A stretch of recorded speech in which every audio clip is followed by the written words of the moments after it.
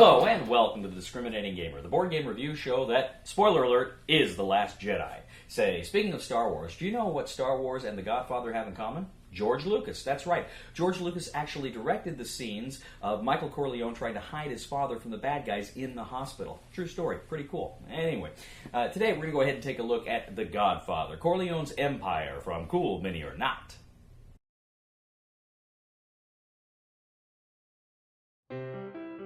Non più tra I farfalloni amoroso, notte e giorno di torno girano, delle belle turbando al riposo, Narcisetto a dolcino d'amor. Delle belle turbando al riposo, Narcisetto a dolcino d'amor. Non più avrai questi bei panacchini, quel cappello leggero galante, quella chioma, quell'aria brillante, quel vermiglio d'onesco color, quel vermiglio d'onesco color. Non più avrai quei pennacchini, quel cappello, quella chioma, quell'aria brillante.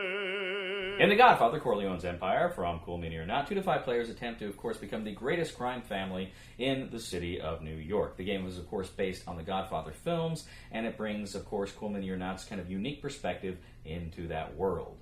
The game board is a map of New York City. You have various spaces for businesses. You also have various places for kind of some of your more powerful figures to kind of dominate different districts. These are placed in between districts, and they're adjacent to multiple districts. At the start of the game, each player receives kind of their Don figure, the head of their family, and then 2 thug tokens. Now, the game plays out over 4 acts. In Act 2 and Act 4, you're also going to gain kind of some more powerful figures, your consigliere in Act 2 and your heir in Act 4, and they are, of course, going to have kind of the same abilities as your Don. Players also receive control markers, various money cards to begin the game with, and then, of course, a small suitcase tin, which can be very important for banking money, as we will see. Now, as I say, the game takes place over the course of 4 acts. Now, each act has a series of phases that occur throughout it. The very first phase is you're going to add businesses to various districts. Now, some of the districts will already start out with some businesses, but you're going to add some more businesses. Now, what businesses are these little tiles with kind of a line through the middle, and they've got the front end and the back end. And these are going to be very important as we get into kind of the actual meat of the game. Now, the meat of the game. This is the family business phase. Now, what's going to happen in the family business phase is you have different choices, and you're each going to go around taking turns playing these things. Now, you can only take turns taking actions as long as you have figures available. Even if there's other things you can do, if all your figures are on the board, you cannot do them. You have to do things so that you always have at least one thug or Don or other character left that you can play, because as soon as that last one's played, you're essentially out of the game. You cannot pass. You have to take an action during your turn. Now, the first thing you do during family business is play a thug. You play a thug on the business tiles. Now, the business tiles, as I say, they're separated. They've got a front end and a back end. You're essentially shaking down the front end. So there's a lot of different icons on the front there. There's different things you can do. For instance, you can gain money, or you can gain a job, or you can gain the ability to bank some money. Or you may gain certain types of resource cards like booze, blood money, or guns. You may also gain, as the game progresses, drugs, which are kind of wild cards, and they can be used for any of those things. Now, if you're a thug and you shake down a region that another player controls, that other player also gets whatever you took from that business. Because it's their turf, they get their share.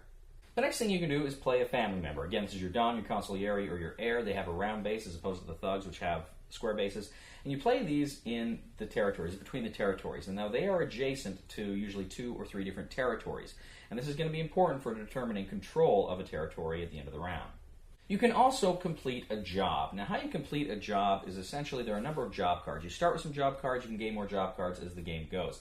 A lot of times, if you shake down a business, you can gain 2 job cards, see which one you want, put the other one back. Essentially, how the job cards work is there's a number of symbols on them, either, again, the guns, the blood money, or the booze, and you can essentially play those many cards to activate the to complete the job. When you complete the job, you get a certain reward. You can usually either gain some money or gain some other advantage. You may be able to bank money, or you can actually kill rivals, take them out, take out thugs, or take out family members, just do other fun and interesting things. Now, when you do complete jobs, you also place the completed job in your tin as well, in there along with your money. The jobs are in different colors, and that's going to be important for scoring. You can also play an ally card. Now, during the first round, for the first phase here, first act, you're not going to have any ally cards. They're going to come later in the game. You've got ally cards down there. You're going to bid on those later, but if you got one in your hand, you can play them. They give you very important advantages. You have like the trade union boss, the mayor, the cop, and these actually have figures that you move along the board, but there's a lot of other ally cards that can help you in different ways. Now, at the end of the family business round, once everybody has placed all of their figures, then you move on to the turf war. Essentially what you're doing is you're adding up how many thugs and how many family members you have in an area. Now, again, you are adding up, everyone gets like 1 point, and whoever has the most then gains control of that area. They put their turf marker there. If it's a tie, no one puts their turf marker there. As the game progresses, you're actually going to be stacking turf markers, control tokens on the turf marker section, and so you'll add up, you'll get these little towers of control that appear. Next, you have the bribery phase. Now, as I say, you can actually bank money during the family business phase, certain events let you do that. That's where you actually take money, you have cards in your hand, and you place them in your little tin. Now, from your tin, during the bribery phase, you can actually bribe to essentially bid to gain one of the allies. Whoever bids the most gets the first choice of ally, and then in descending order. There's always going to be one less ally than there are players. So if everybody bids for an ally, one player is not going to get it. He gets to keep his money, but he doesn't get an ally. Next, you have Tribute to the Dawn. You're going to have to discard a number of cards down to a hand size. Now, all of these things, the guns, the blood money, the allies, everything you have, the regular money, everything you have has the same back. So they're all cards. You have to discard down to what it says you can have in that act and get rid of them, which means any money that you might have, you may have to get rid of because you can't bank it. Finally, you have the Interact, where you go ahead and clean up the board, you retrieve your figures, and you get ready to do it all over again. As I say, throughout the family business phase, as you're completing these jobs, the board's going to be changing constantly. You are going to be, as I say, killing many family members. You put them in the Hudson River, and they went fishing with Fredo. And you go ahead and just chaos is ensuing as you are competing to control these turfs, and, of course, to get whatever resources you can to complete your jobs to make more money, and then try to bank that money so that at the end of the game, you will have plenty in your tins there. Now, at the very end of the game, you can place 2 money cards from your hand into your tin, just 2. Now, what you're going to do is, of course, everybody's going to look at all of the money they have in their tin, add it together, and that's going to give them their score. But there is some modifiers. Players are also going to gain bonuses for turf they control. Whatever turf they control is going to give them a special $5 bonus. But also, too, if there's ties, you're going to look in those towers and see who has the most there, and they're going to go ahead and they're going to get it. So there's different ways you can gain points by controlling turf, and that's why that's important.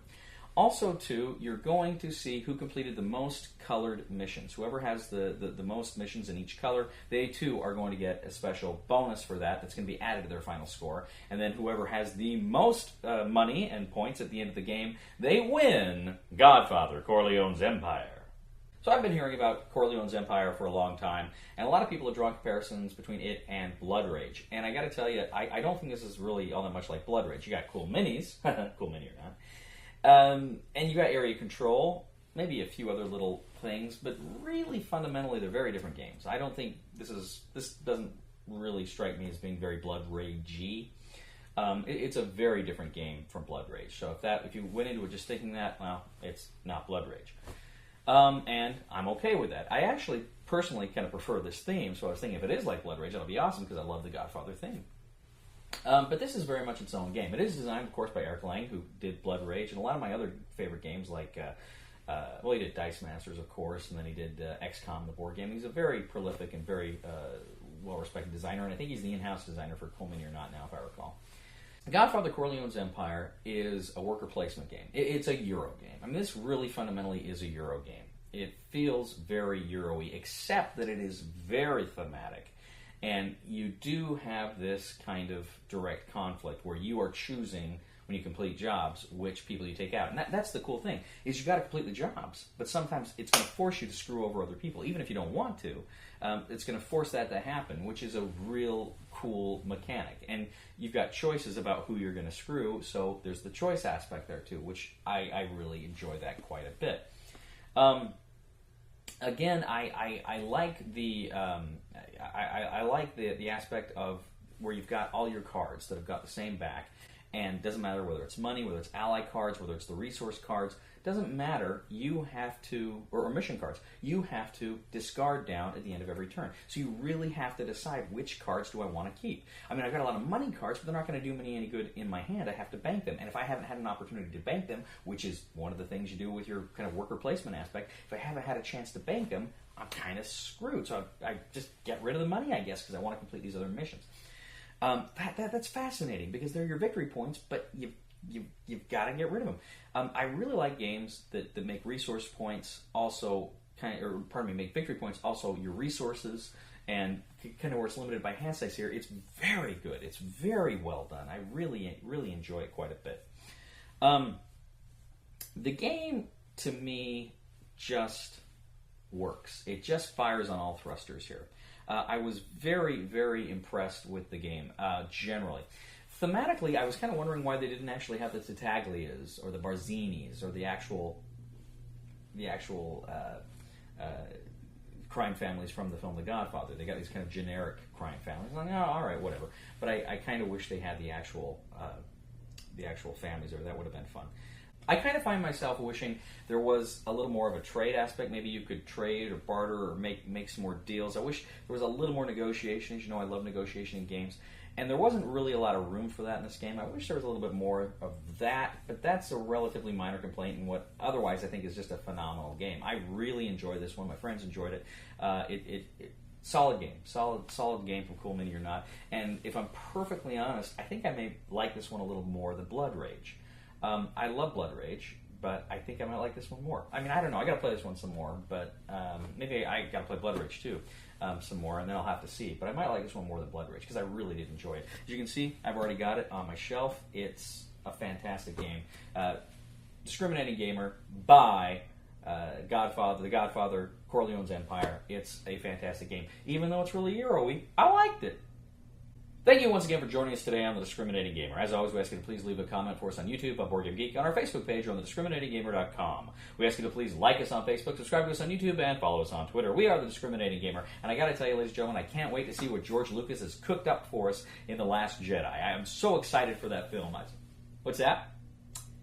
No. George Lucas is the creator of Star Wars. He directs all the Star Wars films. Yeah. No, it's George Lucas. He sold it? What, did Disney make him an offer he couldn't refuse?